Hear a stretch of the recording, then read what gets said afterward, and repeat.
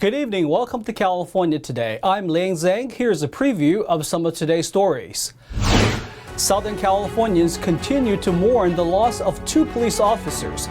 The community held a vigil and a memorial to honor them. One of the mothers says the killings are the fault of the district attorney.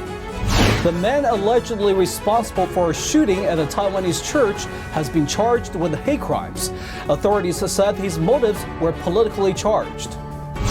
And Governor Newsom recently joined Truth Social, a social media platform launched by former President Trump. We'll take a look at how truthful was Newsom's first post. Over the weekend, Southern California families and residents held a candlelight vigil and a memorial to commemorate the 2 police officers shot and killed last week. They told NTD's Jackie Rios exactly who they blame for the officers' deaths. The city of Almonte sits about 12 miles east of downtown Los Angeles. The city's slogan is, "Welcome to friendly Almonte." But on Tuesday, June 14th, 2 of their police officers were killed in a violent shootout with a felon, leaving a friendly city grieving an unimaginable loss. The mother of one of the slain officers in Almonte mourned the loss of her son, Joseph Santana, at a memorial on Friday. She blames the Los Angeles County District Attorney, George Gascon, for his lenient policies on crime. As a mother, my life has been destroyed. Joseph was murdered by a criminal that should have been in jail. Los Angeles District Attorney George Gascon gives criminals more rights than police officers. He has insane ideas about giving criminals a slap in the hand. Police officers are afraid to do their job, to defend themselves, because Gascon will not put them in jail. We need death row and 3 strikes law to come back. We need to enforce our laws so more police officers don't die. Local residents also gathered to mourn the loss of the 2 police officers shot and killed in the line of duty on June 14th. Under the umbrella that they believe that they're lowering incarceration numbers. That's their whole motive, or one of the main motives. And by doing so, they're lenient to prove research and data that has no scientific background. When cases are filed, they refuse to then prosecute those cases. Then those numbers are not being put into the system. And then it appears that crime is lower and that they're doing their job. They're just skewing the numbers. They're hiding data. The officers were ambushed during a domestic violence call and died after a shootout. The suspect also shot and killed himself. They shouldn't gone yet. They shouldn't been gone yet. They're too young. And I know one of the officers' father very good, and they shouldn't be gone. It wasn't their time, and it hurts me. I'm not their family, but I put myself in the shoes, and it's hard. If that man had been in jail, that jail time would have saved 3 lives, the 2 officers and the suspect. And then from what I understand, as of this morning, the district attorney's office is going to be giving the suspect's family $7,500 for his burial. And yet I have yet to see if they're going to give the families of these 2 officers any money, taxpayer money, for their funeral. Under Gascon's policies, residents say they no longer feel safe when going about their day. Well, you're afraid of people. You're afraid of driving because you don't know who's gonna shoot or who has a gun. And if they don't like you, they'll shoot you. What they need to do is they need to fix the system, and they need to equip the officers with better equipment so they can do their jobs a lot better. They support the effort to recall Gascon. Last week, the group leading the recall announced they surpassed the amount of needed signatures to get on the November ballot. Jackie Rios, NTD News, Los Angeles. The man allegedly responsible for the Orange County church shooting has been charged with hate crimes. This comes after his politically motivated spree killed 1 and injured 5 in mid-May. Orange County prosecutors have accused 68-year-old David Wenwei Cho of hate crimes. He allegedly killed one person and wounded 5 in a shooting at a Taiwanese American church on May 15th. Orange County Sheriff Don Barnes characterized the shooting as a politically motivated hate incident and specifically targeted the Taiwanese community. Barnes said Cho left notes in Chinese in his car stating he did not believe Taiwan should be independent from China. The Taiwanese Presbyterian Church is known for its support of pro-independence causes. Authorities said Cho opened fire on a lunch gathering. Dr. John Chung fought back and was fatally shot. 5 others were hospitalized but survived. A visiting pastor pushed the gunman to the floor, then, with the help of other parishioners, hogtied him using an electrical cord. Prosecutors added hate crime enhancements against Cho for each of the 5 counts of attempted murder. According to court records, Cho could face the death penalty if convicted on all charges. He has not entered a plea. Daniel Hall, NTD News, California. Over the weekend, the Centers for Disease Control and Prevention recommended COVID-19 vaccines for children as young as 6 months of age. A county in Northern California announced the preparations to begin vaccinations this week. NTD's David Lamb spoke to a doctor who recommends otherwise. On June 18th, the CDC Vaccine Committee unanimously voted and recommended vaccines for children ages 6 months to 5 years old. Health officials in California's Santa Clara County already announced plans in anticipation of the approval, which the FDA already authorized. Not very many, but some children under 5 have died from COVID. Over 400 in the country and 1 here in our county of Santa Clara. County health officials said on Friday that the vaccinations will help protect the young population in the county and are smaller doses than the adults version. For the Pfizer vaccine, it'll be a 3 microgram dose, which is going to be given over a 3-shot sequence. And for the Moderna vaccine, it'll be a quarter of the adult dose that will be given over a 2-shot sequence. So not only do we hope that these vaccines will reduce infection and transmission, but they will also make life just a little bit easier for families with young children. Santa Clara County officials plan to start administering jabs for the CCP virus, also known as COVID-19, for children ages 6 months to 5 years old, beginning Tuesday, June 21st. NTD spoke to a medical expert that cautions against children using the vaccine at this time. I would not recommend the parents to have these vaccines for children at this time at all. Dr. Kat Lindley is a family physician and also board member at the organization Unity Against COVID, a platform that connects those negatively impacted from the COVID-19 pandemic. There is no long-term safety data. There is every indication that some of these children could suffer myocarditis, seizures, or even more adverse reactions and possibly death. Since the pandemic, researchers have noted that children have greater innate protection against the CCP virus than adults. Lindley said that the jabs have not gone through standard vaccine testing protocol. In our case, the COVID-19 injections have gone through warp speed, 10 months at the most. And in children, they actually, these specific children study have looked at it at even less. According to Johns Hopkins University, vaccines typically have taken 5 to 10 years of research and development. But due to the impact of COVID-19, the World Health Organization reports that some steps in the R&D process have been done in parallel. Dr. Lindley has concerns about fertility and long-term data. She says there hasn't been enough allowed time in the children's vaccines to establish patterns. I have a daughter who is 14 years old, but at some point in her life, she's going to want to be a mom, and I would love to be a grandma. But if you have something like this where we have no data on fertility, on long-term heart damage. On February 3rd, U.S. Senator Ron Johnson sent a letter to the Department of Defense citing whistleblowers that reported a dramatic spike in medical diagnoses related to COVID-19 vaccines among the military. The letter cited a 472% increase in female infertility in 2021 relating to taking COVID jabs. But according to PolitiFact, a military spokesperson this year said the high numbers were due to a glitch. The spokesperson did not provide updated figures. David Lamb, NTD News, California. Governor Gavin Newsom caught the nation by surprise last week when he made his debut on Truth Social. For his first post, he took a shot at what he says are the high murder rates in red states.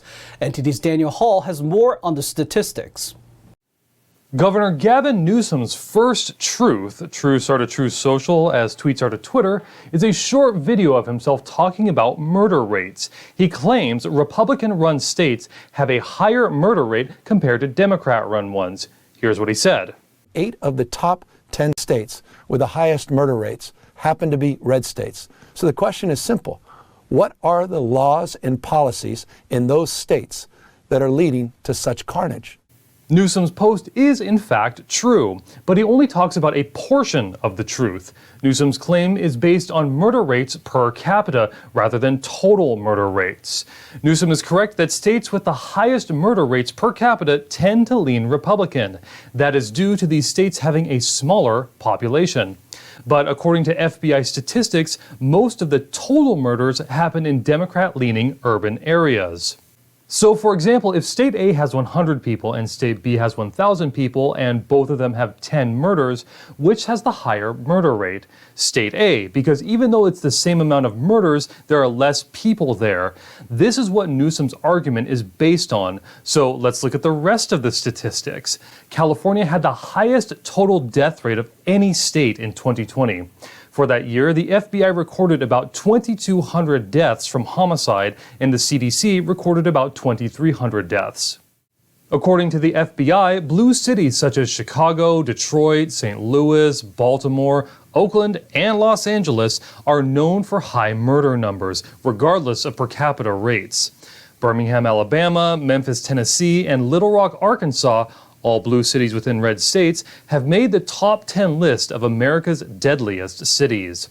But it is true that the per capita murder rates are high in red states. The top 3 are Alaska with 9.4, South Carolina with 9.0, and Arkansas with 8.0. California sits at a 4.3 per capita murder rate.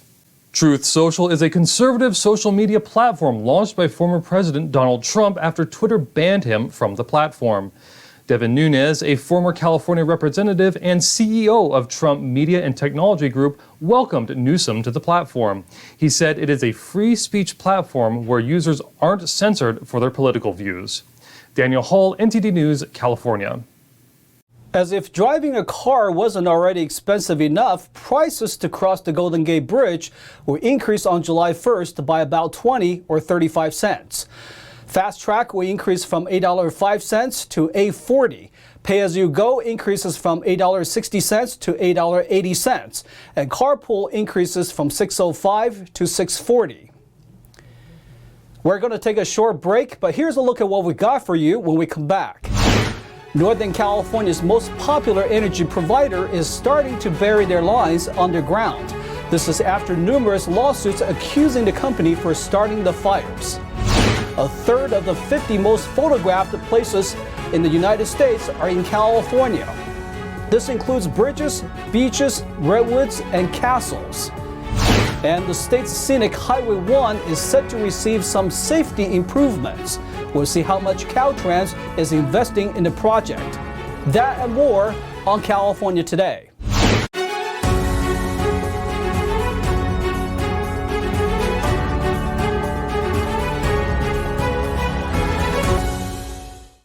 A catalytic converter can be stolen from underneath the vehicle in sometimes just seconds. New data shows how the frequency of this crime has risen steeply and which cars are most prone to being targeted. NTD's Jason Blair has some tips about what can be done to help prevent this from happening to you.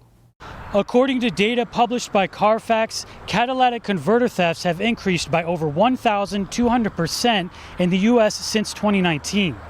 According to their stats, the 10 most targeted vehicles on the West Coast are the Toyota Prius, Ford F-Series, Honda Accord, Ford Econoline, Chevrolet Silverado, Subaru Outback, Jeep Patriot, Honda Element, Subaru Forester, and the Toyota Tacoma.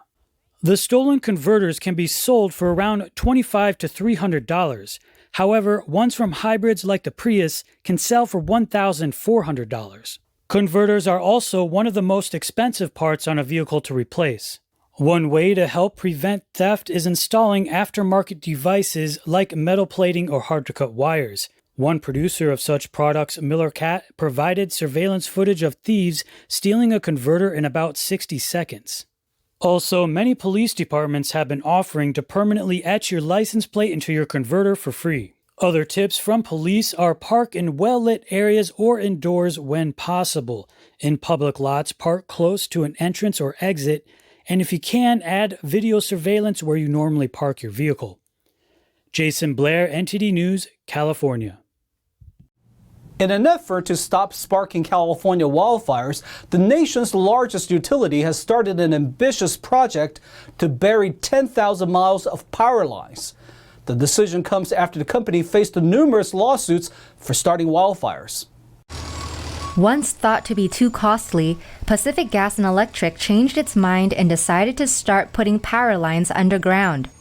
So PG&E's goal is to underground 10,000 miles of power lines, starting with 175 this year in Central and Northern California. Their equipment on power poles have been blamed for starting numerous wildfires in recent years. Those fires killed dozens of people and destroyed thousands of homes in Northern and Central California. In 2019, PG&E filed for bankruptcy after facing billions in wildfire fines and lawsuits. Undergrounding reduces ignition risk by 99%. So we are starting in the areas of the highest fire risk, these high fire threat district areas, and also prioritizing areas where we can reduce the number of public safety power shutoffs. One site where lines are currently being buried is in Sonoma County. It's where the 2017 Tubbs wildfire occurred, killing at least 22 people and destroying thousands of homes in Santa Rosa. Tom Sullivan, who rebuilt after losing his home in the 2017 Tubbs wildfire, says he's willing to pay a little more for his power if it means there's less chance of another devastating wildfire. Oh, I'm guessing our rates they're going up every time I look at my PG&E bill, but I think it's something that has to be done, so we're just all going to have to pay for it.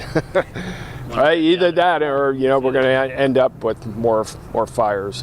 In addition to preventing wildfires, PG&E says the undergrounding project will lead to fewer disruptive public safety power shutoffs. The shutoffs have become more frequent over the years in tandem with growing risks of dry weather and high winds. Supporters say burying the lines also provides a more aesthetically pleasing California landscape. But some critics of PG&E's plan say it's too expensive and will take too long. The Utility Reform Network says ratepayers will end up paying for the project through higher bills. By also trying to engage in this huge capital investment program at the same time, it's unclear that they can both properly manage compliance in the meantime as well as successfully and efficiently complete the undergrounding program. PG&E says the undergrounding project currently costs $3.75 million per mile. But as the project scales up, that price should go down to around $2.5 million per mile by 2026. Using the lower price, the minimum cost for the entire project would be $25 trillion. While census data shows people are leaving California, it still attracts people for numerous reasons, such as beautiful beaches, redwoods, and Hollywood. And the beauty can be measured, as California has a good number of the most photographed locations in the United States. NTD's Jason Blair brings us more. According to data published by Yelp, California lays claim to hosting about 1/3 of the most photographed landmarks in the U.S. and Canada. On a list of the top 50, 17 are in California, with 6 of those being in the top 10. Now, there are definitely some places you probably already know about that are on the list. For example, the Golden Gate Bridge over behind me. However, the number 1 spot might actually surprise you. And actually, I do have to admit myself, there are a couple on the list that I'm just learning about for the first time. Coming in at number 44 is Mission Santa Barbara in Southern California. It's an active Franciscan mission that was established in 1786 and features colorful gardens and twin bell towers. Number 39 is the Oakland Bay Bridge, a 2-story bridge that connects Oakland and San Francisco.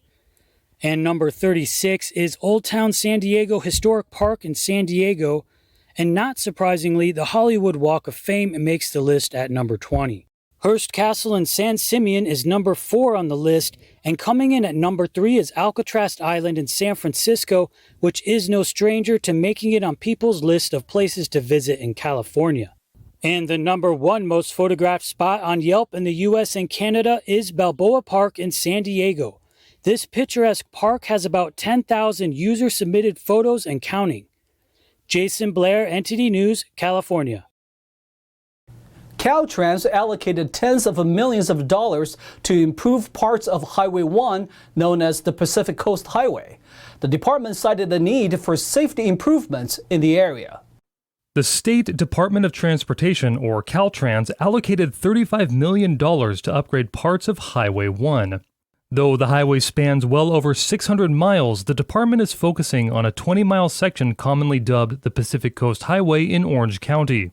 The projects include traffic light improvements, pavement alterations, and the addition of specially marked bike lanes running on both sides.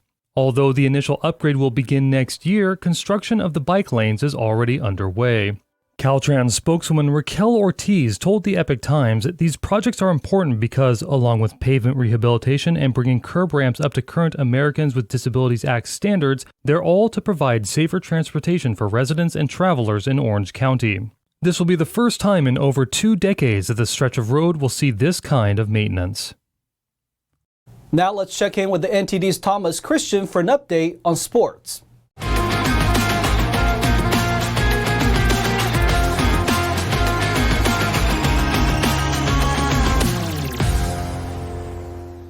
Let's go, baby! That's 4! 1, 2, 3, 4, baby! Let's go! We're here in Market Street in San Francisco where the Golden State Warriors are celebrating their 4th NBA championship. Golden State Warriors fans from all over the Bay Area came to Market Street in San Francisco to watch the now 7-time NBA championship team.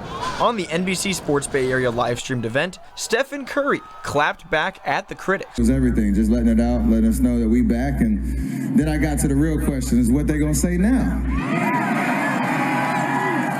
Former players, family, and friends gathered on top of Warriors-decorated buses and floats to celebrate their 4th championship in 8 years. We got to speak to a Chase Center worker about his own experience of the title-winning season. What was your favorite moment working at Chase Center? Meeting Gary Payton, GP2's dad. I mean, again, I'm born and raised in Oakland, so Oakland legend like Gary Payton, to meet him and then get to see his son doing his thing this season, definitely one of my favorite moments. Gold-blooded Warriors fans expressed their own feelings about yet another championship for the Bay. Okay, and with his 4th championship and first Finals MVP, is Stephen Curry the greatest point guard of all time? Yes. I gotta be honest, no. I'm gonna go Magic and then Steph. 8 years, 6 Finals appearances, 4 championships, and now 4 parades. I'm Thomas Christian, NTD California Today. And that's all for tonight. You can join us again on California Today every weekday at 8:30 p.m. If you have any news tips or ideas for our show, or just want to let us know how we're doing, you can email us at california.today@ntd.com. I'm Liang Zhang. Have a wonderful evening.